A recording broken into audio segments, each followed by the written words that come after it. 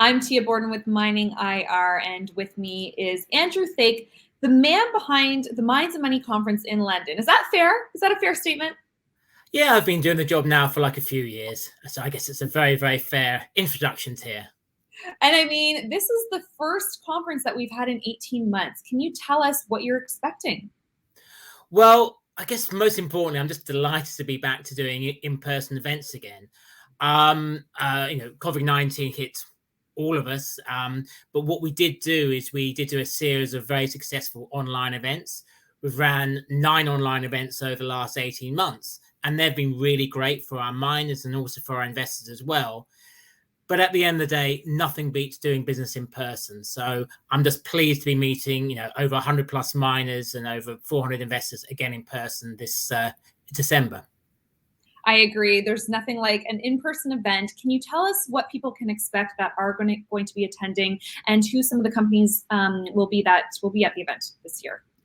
Yeah, so we've got 107 mining companies signed up to attend. So we're really delighted with that turnout. We've got 400 investors.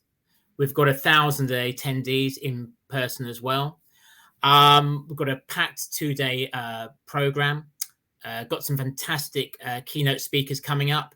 And we've also got the return of our Minds and Money Awards. So it's going to be a really packed sort of show, and probably like Europe's first in-person mining investment show for 2 years.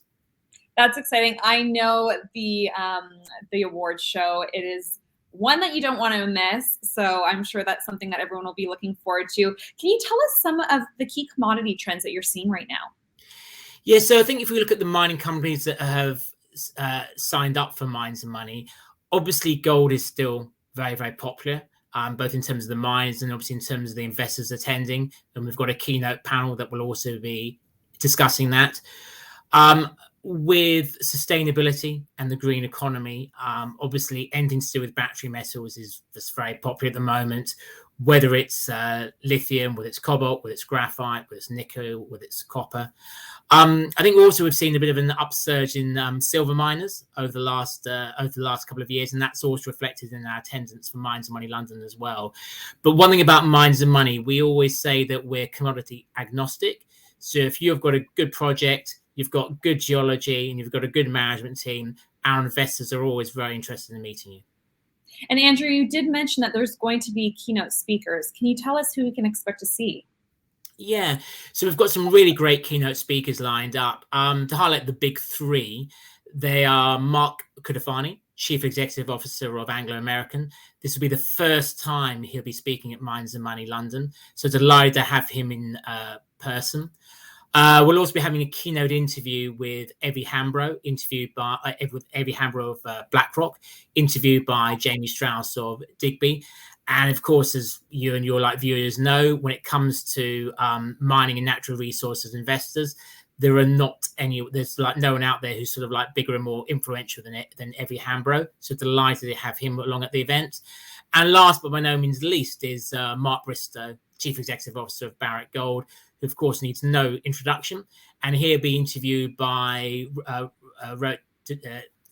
Rohitesh Darwan of ICMM, and that will be a really exciting keynote interview to have on the second day of our event. And so the interviews will be spread across the 2 days. Yeah, so we kind of like to have sort of a mixture of sort of keynote fireside chats, keynote interviews, plus mining spotlights spread across the 2 days. We've also got some great keynote panel discussions, and also the return of our ever popular mining pitch battles as well, which always proved popular with both miners and investors alike.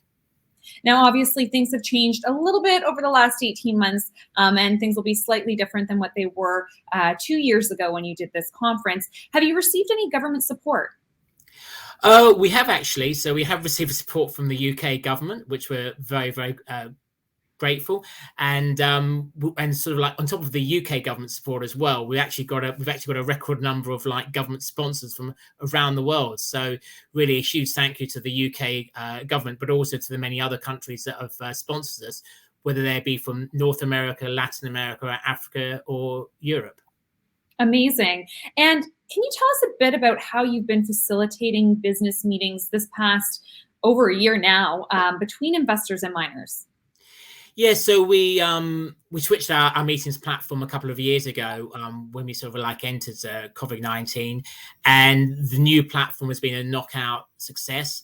At our online events, we've been averaging 20 meetings for every mining corporate per event. And they've been absolutely delighted with that sort of like number of meetings. And also many of those meetings have gone and led to money and led to end investment as well. So we're continuing to use the same platform for our Minds Money London in-person event. And we're already seeing a record number of bookings compared with 2019 for investors and miners looking to book in-person meetings. That's amazing. And can you tell us a bit about the pitch battles and how they work? Yeah, so for the pitch battles, for anyone who's seen either Shark's Tank or Dragon's Den, it's essentially a mining company pitching 5 investors for money and trying to persuade them why they should be investing their money, a hypothetical $1 million with them, as opposed to the other mining companies who are in the contest. I think that why they're sort of popular is obviously they're quite fun and sort of competitive, but they're also very, very educational. We often have some, mining companies who come to us afterwards and say, thanks to the feedback from those 5 investors, I've now changed the way that I go and pitch my mining company. So they're fun, interactive, and educational. Amazing. Now, I've attended the conference in the past, and I know the award show is a big part of the conference on day 2, is it, I believe? This year we're actually having it at the end of the first day. So it will be taking place at the end of the 1st of December. We've got it taking place at the end of our drinks reception. This year we've got 7 awards which are up for grabs. So at the moment, the advisory board and the various judging panels are busy sort of whittling down the long list down to short lists, and the short list down to 7 worthy winners. And certainly encourage everyone who's turning up for Minds and Money to make sure that you're definitely along at the end of the first day. It will be a great award ceremony. I can say firsthand, this is an event that you don't want to miss. It's definitely a lot of fun. Now, obviously, like we spoke about, there are going to be some skepticisms over COVID protocols. Can you tell us what people can expect so that they can have peace of mind? Yeah, so we have our own COVID-19 consultant. We've been following their advice. We're also following the UK government advice as well. We've made the location COVID-19 secure. There'll be all the facilities you'd expect. There'll be like hand washing there'll be hand washing facilities on site. There'll also be masks on site as well. So people who come to the event can expect a very, very safe COVID-19 safe event. Amazing. Now, Minds Money is part of Beacon Events, and I'm sure there's more that's in the works for the coming year. Can you tell us what people can look forward to in 2022? Yeah, so 2022 will be a mixture of in-person events and online events. I think for the in-person events, the ones to highlight is obviously we'll be running London again, but we'll also be running a second London event at the beginning of May as well, in order that we go and give those mining companies that want to come over to London to meet up with investors based here sort of a second opportunity. We'll also be running again our IMARC show, which is International Mining Resources Conference, which is supported by the Victorian government and takes place at the end of every October in Melbourne. So we'll be organising the delayed 2021 version of that event at the end of January, but then the 2022 event in October 2022. And last but no means least, we're partnering with the Kingdom of Saudi Arabia on launching the Future Minerals Summit in Riyadh on the 11th to 13th of January. So whether you're looking for online events or you're looking for in-person events, we've definitely got some great events coming up, which could be of interest to you and your viewers. No shortage of things to look forward to. That's exciting. Now, before we leave our viewers, is there any other details or information that you would like to share with people that are looking to attend? Sign up, get your tickets booked, get your hotel booked, and definitely make sure you're kind of here in London at sort of like 8:30 a.m. on the first day. We're kicking off with a great keynote in Mark Kudafani. You're going to have an absolutely fantastic time, and you're actually going to go and get deals done if you come to Minds and Money. So I hope to go and see you there. Amazing. Andrew, thank you so much for speaking with me today, and I look forward to seeing you very soon. Thank you very much for your time, Tia.